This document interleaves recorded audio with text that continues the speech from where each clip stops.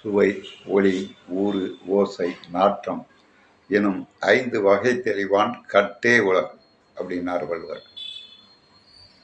அதாவது இந்த குறளுக்கு முழுமையாக விளக்கம் தெரிந்தால் அவன் ஞானி ஆகி விடுவான்.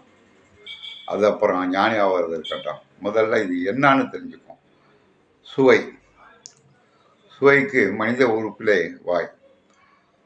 நீர், நீர் சுவைத்தன்மை உள்ளது. தண்ணி இல்லாமல் எதையுமே செய்ய முடியாது. எந்த உணவுப் பொருளும் தண்ணி இல்லாமல் செய்ய முடியாது. நான் சொல்றது புரியுங்களா? சுவை அப்படின்னா நீர். ஒளி, வெப்பம், சூரியன்.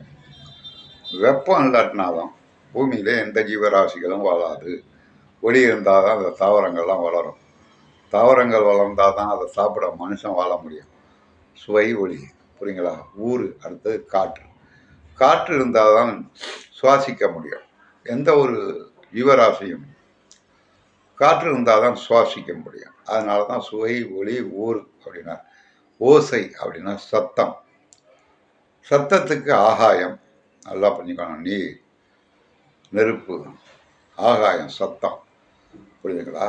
இந்த சத்தம் நான் பேசுகிற அதே நேரத்தில் உங்கள் காதில் விழுவதற்கு ஆகாயம்.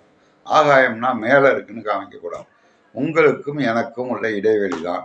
இந்த இடைவெளி சத்தத்தின் ஒளி அலைகளை மற்றவர்களுக்கு கொண்டு சேர்க்கிறது. இதற்கு ஆகாயம். சுவை, ஒளி, உரு, ஓசை. ஓசைக்கு ஆகாயம். நாற்றம் என்பது மனம். நம்ம மூக்கு மனித உடம்புல, புரியுங்களா? பூமி, இந்த பூமியில தான் மண் வாசனைன்னு சொல்கிறோம். மழை பெஞ்சா ஒரு வாசம் வரும், மண் வாசனைன்னு சொல்கிறோம்ல. இப்போ சுவை, ஒளி, உரு, ஓசை, நாற்றம் 5 பிரபஞ்சங்கள். இந்த பிரபஞ்சங்களை பற்றி எவன் ஒருவன் தெரிந்து கொள்கிறானோ அவன் கட்டுப்பாட்டிலே இந்த உலகம் இயங்குகிறது. இதுதான் இந்த குறளுக்கு விளக்கம். அதாவது தன்மாத்திரை, புரியுங்களா? தன்மாத்திரையிலிருந்து தோன்றுவது. மாத்திரை என்றால் அளவு. நல்லா புரிஞ்சுக்கணும். இது மிகப்பெரிய விஷயம். பரிமேலழகரே 1.5 பக்கம் இதுக்கு விளக்கம் எழுதியிருப்பார். அதை யாராலையும் சட்டுன்னு புரிஞ்சுக்க முடியாது. இந்த குறளுக்கு முழுமையான விளக்கம் யார் யாருக்கு தெரிகிறதோ அவன்னா உண்மையிலேயே மிகப்பெரிய ஞானியாக இருப்பான். நீத்தார் பெருமையிலே முதல்ல முற்றும் பிறந்த முனிவர்கள், அதுதான் நீத்தார்.